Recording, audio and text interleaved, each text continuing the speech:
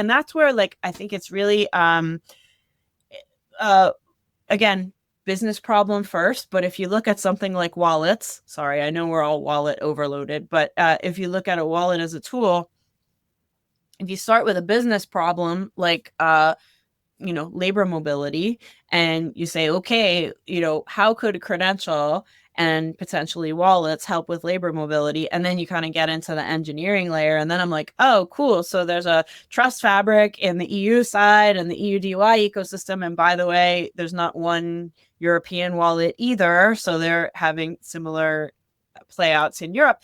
But where I'm really fascinated is when you kind of have a set of interoperability opportunities in one jurisdiction or one industry, and then you want to bridge that into another industry. And for bonus points, when they're on different technology stacks, how can you build the bridge across? And it has to technically work, that bridge, but really it's what matters. And I'm sorry, I'll be biased here. What matters to me is the trust, like the verification. I'm glad you have a W3C credential, verifiable credential. But if I don't know the processes that went into it and that the data is verified and I trust that data, then it doesn't matter how technically well formed it is. So anyway, that kind of stuff, like bridging between those communities, I think is something very interesting for Canada. But I would also say a universal story for that we should all be paying, attention to and invested in. I think you hit on the key thing that I always struggle with when it comes to wallets. And look, you brought it up, so I'm going to get into wallets a little bit, but okay. is that trust? And, I think about it from, the US point of view, and this is where I'm based, and different countries around the world have their own points of view. But I feel like at any given point, trust is probably the biggest thing to overcome, because who do you trust? What do you trust? Do you trust the federal government? Well, at any given point in the US, 50% of the population doesn't, 50% doesn't, right? And that flips every so often. That's right. And then you get into like a more of like and that's kind of like maybe like a macro kind of view. And then you get to the micro view, which is local. Mm-hmm. Can I get a mobile driver's license here in North Carolina? No. Can I do it in Arizona or California? Yes. Mm-hmm. How do we start to get the micros, right? The micro in the grand scheme of things to start talking to them? And do you trust, again, do you trust your local government versus not? Do you trust banks or finance institutions?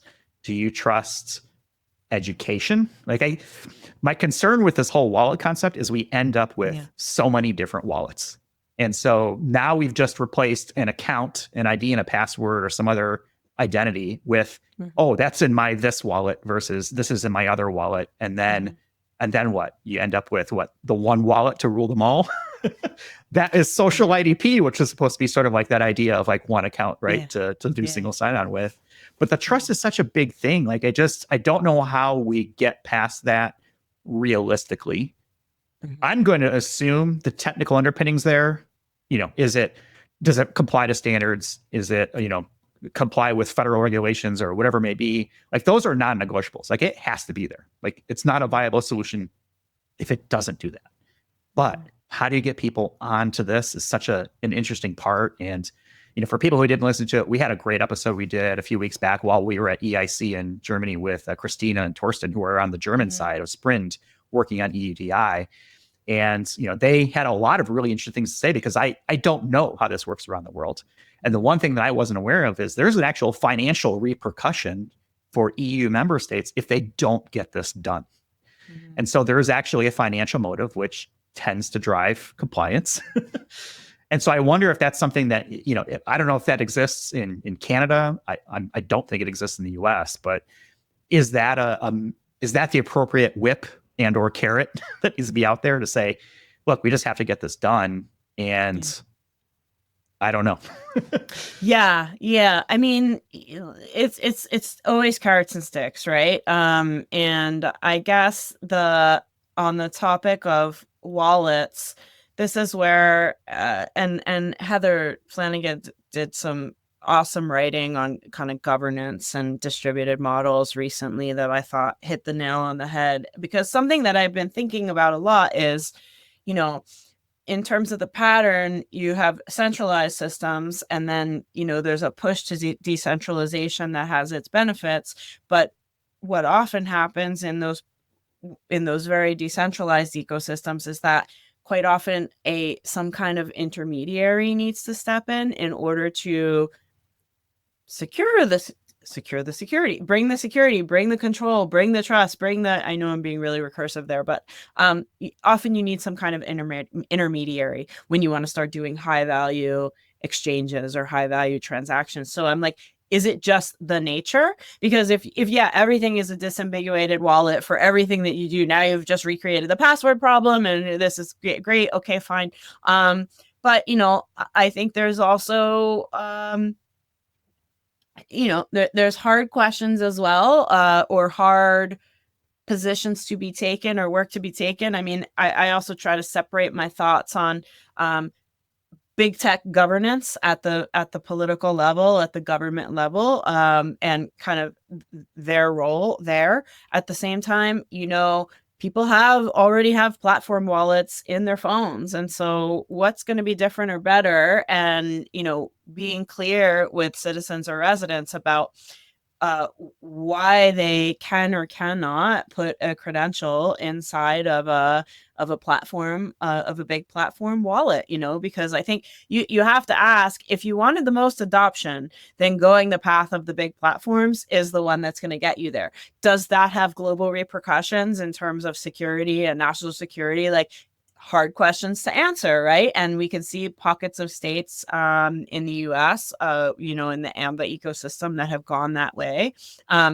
Look, I don't run a country, but if my driver's license came to me, I don't run a province or a country or any of those things.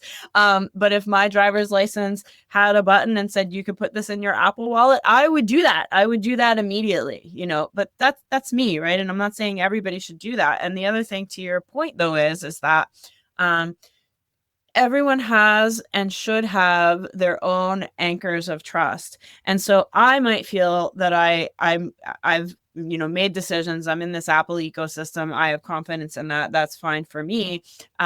Someone else might say, oh no, I only want to put my credentials in a government wallet because I trust the government. The next person might say, I only trust the bank. And the next person could say, I trust absolutely nobody. And someone in there is going to trust their university wallet. So there's going to be an edu person in there that has a university wallet that they want to trust. Anyway, point being is, yeah, the trust anchors are really different for everyone. And so how can this kind of comes back to why I'm really spending a lot of time thinking about building bridges, more connection, and less the very, very distributed ecosystem. My own view, there has to be some elements of centralization or connection or bridging to make these tools work and not kind of recreate the problem over and over again. Fun things to noodle on. This is just how we spend our Monday nights. This is why I like doing this podcast, because I'm not going to claim to have all the answers. I need a little gym, but we can wonder out loud. And so this idea of, is it the wallet? And I'm with you. If I had an opportunity to do a digital identity and put it into my Apple Wallet or Google Wallet, or maybe I would do it too.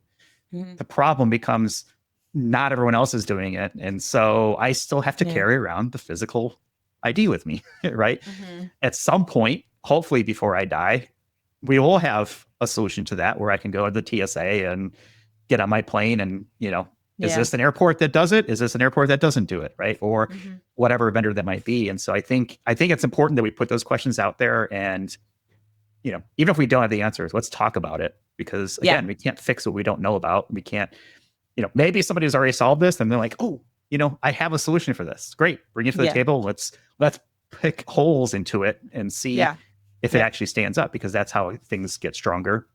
And I think it also needs to be a product that people want to use. I mean, let's be honest, digital identity is not sexy, no matter how much I try to make it. It's a product, and like anything else, how do you build a wallet product that people actually want to use? That means they have to trust it. It means, the security has to be there. It means the usability has to be there. That means it has to be interoperable with everything.